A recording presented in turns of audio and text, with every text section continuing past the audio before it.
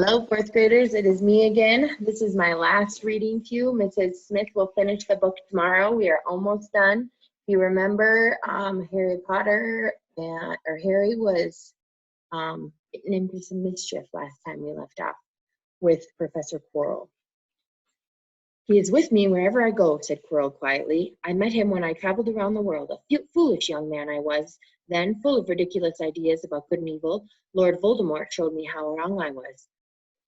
There is no good and evil, there is only power, and there are those too weak to seek it. Since then, I have served him faithfully. Though I have let him down many times, he has been very hard on me. Quirrell shivered suddenly. He does not forgive mistakes easily. When I failed to steal the stone from Gringotts, he was displeased. He punished me, decided he would have to keep a closer watch on me. Quirrell's voice trailed away. Harry was remembering his trip to Diagon Alley. How could he have been so stupid? He'd seen Quirrell there that day, shaking hands with him in the leaky cauldron. Quirrell cursed under his breath. I don't understand. Is the stone inside the mirror? Should I break it? Harry's mind was racing. What I want more than anything else in the world at the moment, he thought, is to find the stone before Quirrell does. So if I look in the mirror, I should see myself finding it, which means I'll see where it is hidden. But how can I look without Quirrell realizing what I'm up to? He tried to edge to the left to get in front of the glass without Quirrell noticing, but the ropes around his ankles were too tight. He tripped and fell over. Quirrell ignored him. He was still talking to himself. What does the mirror do? How does it work? Help me, master. And to Harry's horror, a voice answered, and the voice seemed to come from Quirrell himself. Use the boy. Use the boy. Quirrell rounded on Harry. Yes, Potter, come here. He clapped his hands once, and the ropes binding Harry fell off. Harry got slowly to his feet. Come here, Quirrell repeated. Look in the mirror and tell me what you see. Harry walked toward him. I must lie, he thought desperately. I must look and lie about what I see. That's all. Quirrell moved close behind him. Harry breathed in the funny smell that seemed to come from Quirrell's turban. He closed his eyes, stepped in front of the mirror, and opened them again. He saw his reflection, pale and scared looking at first, but a moment later the reflection smiled at him. It put its hand into his pocket and pulled out a blood-red stone. It winked and put the stone back in his pocket, and as it did so, Harry felt something heavy drop into his real pocket. Somehow, incredibly, he'd gotten the stone. Well, what do you see? Quirrell said impatiently. Harry screwed up his courage. I see myself shaking hands with Dumbledore, he said. I've won the House Cup for Gryffindor. Quirrell cursed again. Get out of the way, he said. As Harry moved aside, he felt the Sorcerer's stone against his leg. Dare he make a break for it? But he hadn't walked 5 steps before a high-pitched voice spoke, though Quirrell wasn't moving his lips. He lies! He lies! Potter, come back here, Quirrell shouted. Tell me the truth. What did you see? The voice spoke again. Let me speak to him, face to face. Master, you are not strong enough. I have the strength enough for this. Harry felt as if the devil's snare was rooting him to the spot. He couldn't move a muscle. Petrified, he watched as Quirrell reached up and began to unwrap his turban. What was going on? The turban fell away. Quirrell's head looked strangely small without it. Then he turned slowly on the spot. Harry would have screamed, but he couldn't make a sound. Where there should have been a back to Quirrell's head, there was a face, the most terrible face Harry had ever seen. It was chalk white with glaring red eyes and slit for nostrils like a snake. Harry Potter, it whispered. Harry tried to make a step backward, but his legs wouldn't move. See what I have become, the face said. Mere shadow and vapor. I have form only when I can share another's body. But there have always been those willing to help me with their hearts and minds. Unicorn blood has strengthened me. These past weeks you saw faithful Quirrell drinking it from me in the forest. And once I have the elixir of life, I will be able to create a body of my own. Now, why don't you give me that stone in your pocket? So he knew. The feeling suddenly surged back into Harry's legs. He stumbled backward. Don't be a fool, snarled the voice. Better save your own life and join me, or you'll meet the same end as your parents. They died begging me for mercy. Liar, Harry shouted suddenly. Quirrell was walking backward at him so that Voldemort could still see him. The evil face was now smiling. How touching. I always value bravery. Yes, boy, your parents were brave. I killed your father first, and he put up a courageous fight. But your mother needn't have died. She was trying to protect you. Now give me the stone, unless you want her to have died in vain. Never, Harry yelled. Harry sprang toward the flame door, but Voldemort screamed, Seize him! And the next second, Harry felt Quirrell's hand close to his waist. At once, a needle-sharp pain seared across Harry's scar. His head felt it as though it was about to split in two. He yelled, struggling with all his might, and to his surprise, Quirrell let go of him.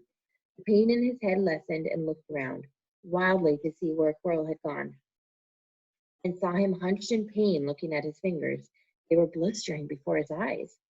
Seize him! Seize him! Shrieked Voldemort again, and Quirrell lunged, knocking Harry clean off his feet, landing on top of him. Both hands were around Harry's neck. Harry's scar was almost blinding him with pain, yet he could see that Quirrell was howling in agony. Master, I cannot hold him! My hands! My hands! And Quirrell, through pinning Harry to the ground with his knees, let go of his neck and stared bewildered at his own palms. Harry could see that they were burned raw, red, and shiny. Quirrell raised his hand to perform a deadly curse, but Harry, by instinct, reached up and grabbed Quirrell's face. Ah! Quirrell rolled off of him, his face blistering too, and then Harry knew. Quirrell couldn't touch his bare skin, not without suffering terrible pain. His only chance was to keep hold of Quirrell, keep him in enough pain to stop him from doing a curse. Harry jumped to his feet, caught Quirrell by the arm, and hung on as tight as he could. Quirrell screamed and tried to throw Harry off. The pain in Harry's head was building. He couldn't see. He could only hear Quirrell's terrible shrieks and Voldemort's yell, Kill him! Kill him! Kill him! And other voices, maybe in Harry's own head, crying, Harry! Harry! He felt Quirrell's arms wrenched from his grasp, knew all was lost, and fell to blackness, down, down, down. Something gold was glinting just above him. The snitch! He tried to catch it, but his arms were too heavy. He blinked. It wasn't the snitch at all. It was a pair of glasses. How strange. He blinked again. The smiling face of Albus Dumbledore swam into view above him. Good afternoon, Harry, said Dumbledore. Harry stared at him. Then he remembered. Sir, the stone. It was Quirrell. He's got the stone. Sir, quick. Calm yourself, dear boy. You are a little behind the times, he said. Quirrell does not have the stone. Then who does, sir? Harry, please relax, or Madame Pomfrey will have me thrown out. Harry swallowed and looked around him. He realized he must be in the hospital wing. He was lying in a bed with white linen sheets, and next to him was a table piled high with what looked like half the candy shop. Tokens from your friends and admirers, said Dumbledore. What happened down in the dungeons between you and Professor Quirrell is a complete secret, so naturally the whole school knows. I believe your friends, Mr. Fred and George Weasley, were responsible for trying to send you a toilet seat. No doubt, though they thought it would amuse you. Madame Pomfrey, however, felt it may not be hygienic and confiscated it. How long have I been here? 3 days. Mr. Ronald Weasley and Miss Granger will be most relieved that you have come around. They have been extremely worried about you, Mr. Potter. But, sir, the stone. I see you are not to be distracted. Very well, the stone. Professor Quirrell did not manage to take it from you. I arrived in time to prevent that, although you were doing very well on your own, I must say. You got there? You got Hermione's owl?